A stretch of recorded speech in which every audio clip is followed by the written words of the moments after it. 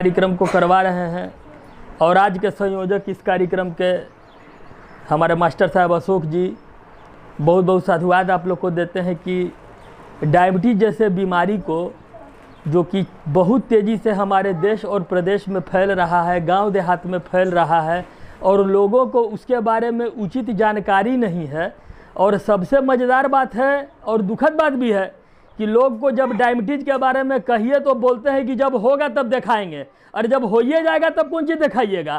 पहले जान लीजिए कि जिनको हो गया है उनको रोकथाम किया जाए और जिनको नहीं हुआ है उनका ऐसा उपाय व्यवस्था किया जाए कि न हो।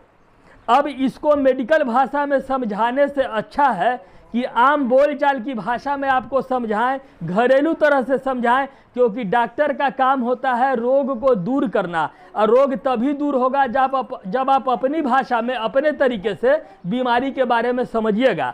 इसको बोलचाल की भाषा में डायबिटीज़ को हम लोग हिंदी में अपने घरेलू लैंग्वेज में, घरेलू भाषा में चीनी की बीमारी कहते हैं। इसके लिए हिंदी में शब्द है मधुमेह। डायबिटीज़ जो है कई प्रकार का होता है। डायबिटीज़ इंसिपिडस होता है, डायबिटीज़ मेलाइटस होता है, जेस्टेशनल होता है।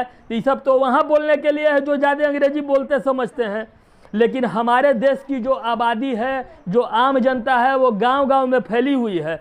तो सबसे ज़रूरी है वहाँ जा कर के बताना जहाँ की सरकारी सुविधा भी कम पहुँच रही है, लोगों में जागरूकता भी कम है। इसीलिए आस्था फाउंडेशन का मेरे जैसे लोग सम्मान करते हैं कि धूप में, छाव में न दिन देखते हैं न रात आके लोगों को बताते हैं। इसलिए अशोक जी जैसे लोग का सम्मान करते हैं कि शिक्षक है तो सिर्फ पढ़ाई नहीं रहे हैं, सामाजिक कर्तव्य भी अशोक जी निभा रहे हैं। ये बहुत बड़ी बात है, ये असली सेवा है।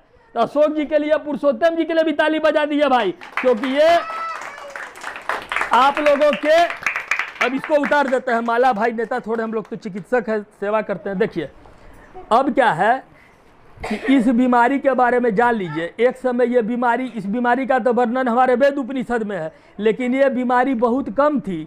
90 के दशक के बाद और बढ़ी, 2000 के बाद और बढ़ी। जैसे जैसे हमारा खान पान पाश्चात्य सभ्यता से प्रभावित हो रहा है, जैसे जैसे आधुनिक भोजन हम कर रहे हैं, जैसे जैसे गांव देहात में आपके चाउमीन पहुंच गया, बर्गर पहुंच गया, तरह तरह का, जो कि हम लोग 80 के दशक में नाम भी नहीं जानते थे, मैदा से बना तरह तरह का तला भुना खाना भी पहुंच गया। वैसे वैसे ये बीमारी बढ़ी। इसमें क्या होता है, पेनक्रियाज एक जगह है, जैसे लीवर होता है वैसे पेनक्रियाज होता है, वहाँ से इंसुलिन उत्पादित होता है, इंसुलिन निकलता है। इंसुलिन एक तरह का हार्मोन है जो ब्लड शुगर को नियंत्रित रखता है। वो निकलना कम हो जाता है तो शर्करा की मात्रा, शर्करा चीनी को कहते हैं, चीनी की मात्रा खून में बढ़ जाती है, तब मधुमेह बीमारी होता है। अब क्या है कि हम कैसे जानेंगे? हम तो सबको कहते हैं, जो भी मेरे संपर्क में आते हैं तो कहते हैं कि हो चाहे नहीं, हर 6 महीना पे एक बार जांच करा लीजिए। 50-100 रुपया तो हम लोग चाय बिस्कुट समोसा खा के रोड पे फेंक देते हैं। अगर 6 महीना में 50-100 रुपया का कोई जाँच करा लिया तो कौन बड़ा बात हो गया। अब बहुत जगह फ्री में भी होता है, वहाँ भी करवा ले सकते हैं।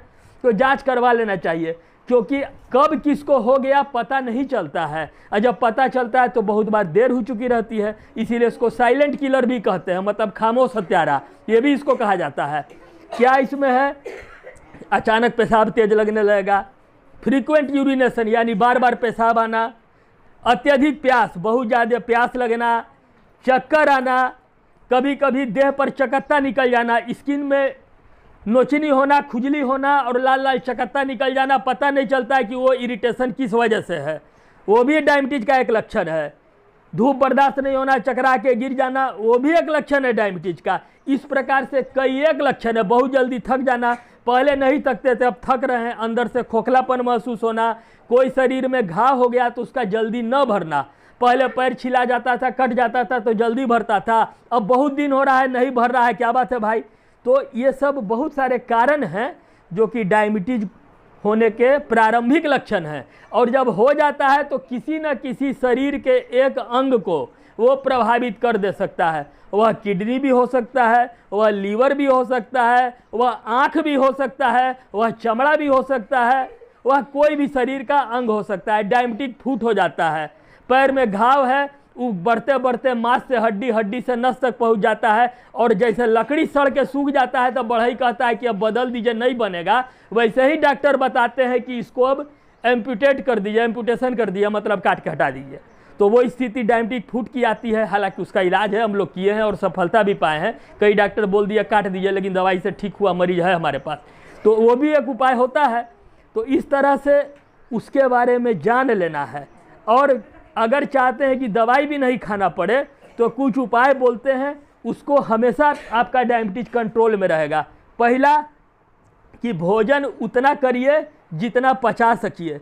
जो हम खाते हैं उतना पसीना बहा करके हम जला लें, तो जितना कैलोरी एनर्जी हम ऊर्जा लेते हैं उतना हम बर्न कर लेंगे तो हम फिट हो जाएंगे। जैसे कोई घड़ा में पानी रखे, फ्रेश पानी भरने के लिए पुराना पानी हटाइएगा तब ना उसको खंगार के फ्रेश पानी भरिएगा।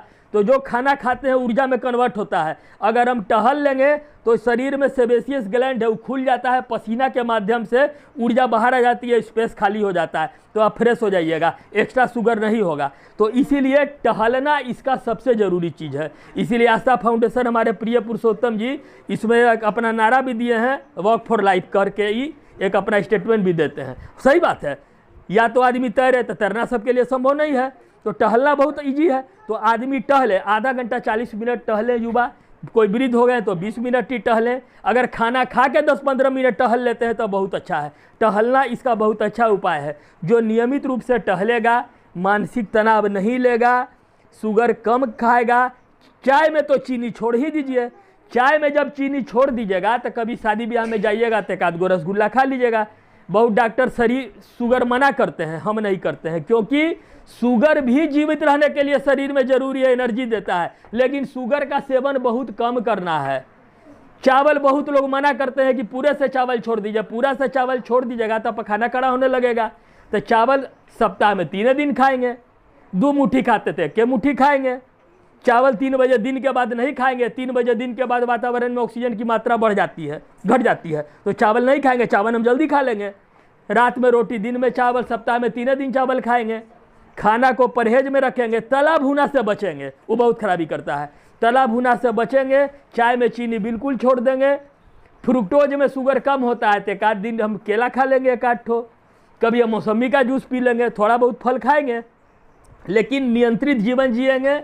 सुबह उठ करके वॉकिंग जरूर करेंगे, टहलेंगे, उतना टहलेंगे कि हमको पसीना आ जाए। जब हमको पसीना आ जाएगा तो शुगर हमारा उसमें निकल जाएगा, हमारा शुगर लेवल बैलेंस हो जाएगा। टहलने वाले व्यक्ति को दवाई की भी जरूरत नहीं पड़ेगी, परहेज वाले व्यक्ति को दवाई की भी जरूरत नहीं पड़ेगी। और जिनको हो चुका है, जिनको बहुत दिन से है, जो दवाई खा रहे हैं, वो अगर टहलेंगे और चीनी छोड़ देंगे और स्ट्रेस नहीं लेंगे, मतलब तनाव नहीं लेंगे, टेंशन में नहीं लेंगे, और नियमित अपना दवाई खाएंगे, डॉक्टर के सलाह पर ही दवाई 19-20 होगा, ऊपर नीचे होगा, अपने मन से नहीं करेंगे, तो जीवन भर उनका शुगर नियंत्रित रहेगा, कंट्रोल रहेगा, वो सब काम कर सकते हैं।